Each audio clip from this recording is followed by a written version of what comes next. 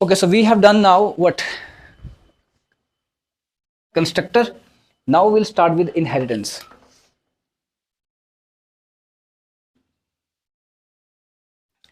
Inheritance मतलब old plus new, पुराना plus नया, उसे हम कहते हैं इनहेरिटेंस।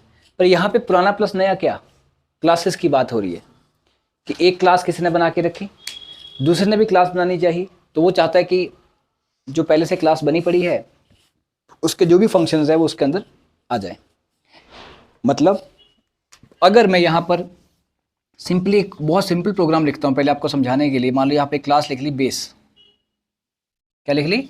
बेस, कॉलन लगा दिया, और यहाँ पे एक फंक्शन हमने बनाया डेफ करके, डेफ, और यहाँ पे ले लिया फंक्शन का नाम, जैसे मान लो आपने ले लिया शो, ठीक है, और यहाँ पे लिख लिया सेल्फ, ठीक है, एंड देन आप लिख लिया प्रिंट, यहाँ लिख लिया show method of base class, base class का शो मेथड, ठीक है। एक ही बनाया फंक्शन, दो भी बन सकते, तीन भी बन सकते, मैंने एक ही बनाया। फिर एक और यहाँ पर आया इसके पैरेलल, यहाँ पे क्लास बनाई, इसका नाम रखा हमने डिराइव्ड। ये भी कोई भी नाम हो सकता है, नाम रखने से कुछ नहीं बन जाता। मतलब ये पेरेंट क्लास अभी बनाने जा रहा हूँ और ये चाइल्ड क्लास, ठीक है ना, और यहाँ पे मैंने ये बंद कर दिया, और फिर यहाँ पे लिया डेफ, और यहाँ पे एक फंक्शन लिया, इसका नाम रखा डिस्प्ले, और डिस्प्ले फंक्शन में मैंने यहाँ पे लिख दिया सेल्फ,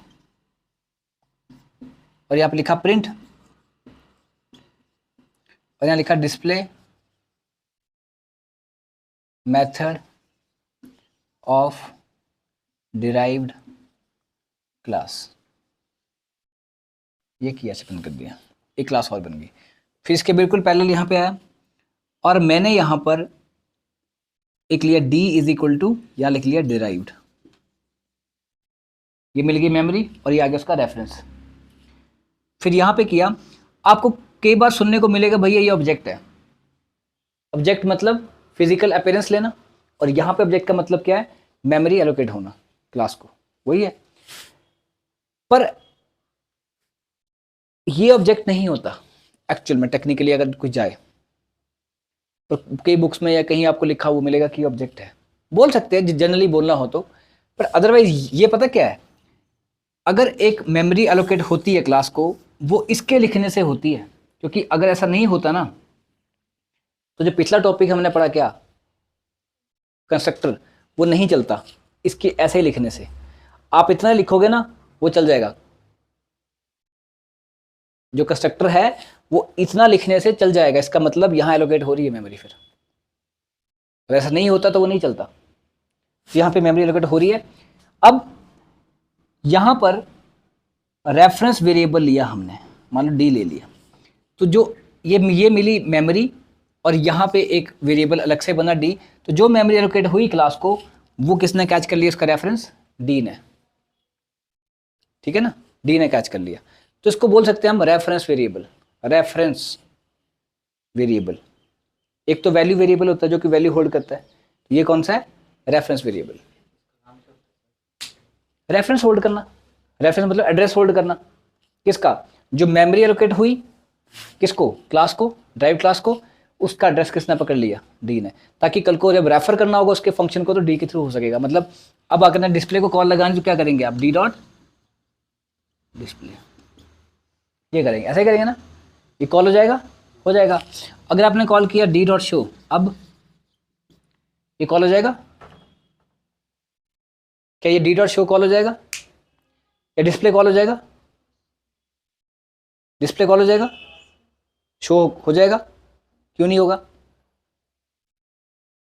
शो क्यों नहीं होगा? यानी है ना, हो जाएगा कॉल, शो पक्का? हाँ जी रितिका, हो जाएगा, हो जाएगा पक्का? अगर नहीं होगा तो क्यों होगा, क्यों नहीं होगा? अगर होगा तो क्यों होगा? अब कह रहे हैं हो जाएगा ना, बोले मैंने किया डी डॉट शो किया तो वो कॉल हो गया।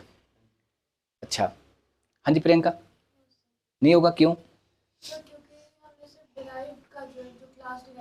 का रेफरेंस है और उसमें जो हमारे पास फंक्शन बना है वो डिस्प्ले फंक्शन है। और अगर हम शो फंक्शन को कॉल लगा रहे हैं तो उसकी क्लास का रेफरेंस हमारे पास हमें किसी क्लास को रेफरेंस से पहले एक और वर्ड बोल सकते हैं हम कि उसकी क्लास को मेमोरी नहीं मिली। Yes, sir. जो बेस क्लास है उसको मेमोरी लोकेट ही नहीं हुई तो हाँ जी सर, तो कहाँ से बन जाएगा, शो कहाँ से कॉल हो गया? तो डिस्प्ले हो जाएगा ना। हाँ जी बोलो बोलो।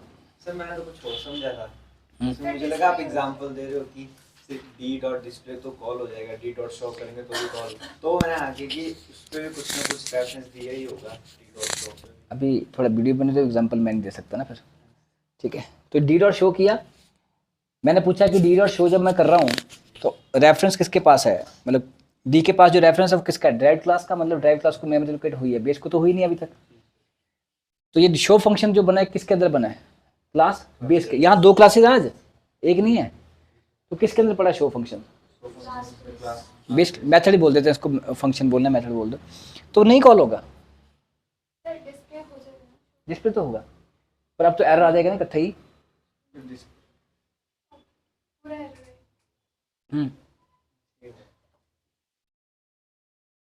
पूरा मतलब जैसे यहाँ पे जाके रुक जाएगा प्रोग्राम। अब उसके बाद अगर आप यहाँ पे लिखते बेस क्लास का ऑब्जेक्ट बनाते base B B dot show तो हो जाता, वो अलग होता, फिर वो अलग होता, पर हमने क्या करनी है, इनहेरिटेंस करनी है। हमने किया यहाँ जहाँ ड्राइव लिखा है इसके आगे आप यहाँ पर क्लास का नाम लिख दें। अब इसका मतलब है जो बेस क्लास है उसके अंदर जो मेथड पड़ा हुआ है उसकी एक कॉपी ड्राइव के अंदर चली जाएगी जब उसको मेमोरी एलोकेट होगी। अब डिराइव्ड क्लास को जब मेमोरी एलोकेट हुई ना तो उसके अंदर एक तो फंक्शन था डिस्प्ले उसका अपना, और एक उसके अंदर आ गया आपका शो। कौन सा वाला, बेस क्लास वाला, तो उसके अंदर आ गया इनहेरिट हो। जैसे मतलब हमारे अंदर हमारे पेरेंट्स की प्रॉपर्टीज आ जाती हैं प्लस हमारी अपनी भी होती हैं। जब हमारा ऑब्जेक्ट बनता है तो उसमें क्या होता है, पेरेंट्स की प्रॉपर्टीज प्लस हमारी दोनों आपको मिल जाती हैं, ऐसे ही होता ना। बट पेरेंट्स के ऑब्जेक्ट में हमारी मिलती हैं, उन्हीं की होंगी ऐसे, हाँ उनके पेरेंट्स की है ना। तो यहाँ पे जो बेस क्लास है अगर इसका ऑब्जेक्ट बनेगा तो सिर्फ शो फंक्शन ही कॉल लग पाएगा, डिस्प्ले नहीं लगेगा, वो तो साफ साफ दिख रहा है ना। तो जो क्लास यहाँ लिखी जाएगी वो हो रही है इनहेरिट, किसमें इनहेरिट हो रही है, इस वाली क्लास में। नाम रखने से कुछ नहीं होता, अगर मैं इसका नाम रख लूँ ऊपर डिराइव्ड इसका नाम रख लूँ बेस और यहाँ लिख दूँ ड्राइव तो भी बात तो सेम ही है, ठीक है ना।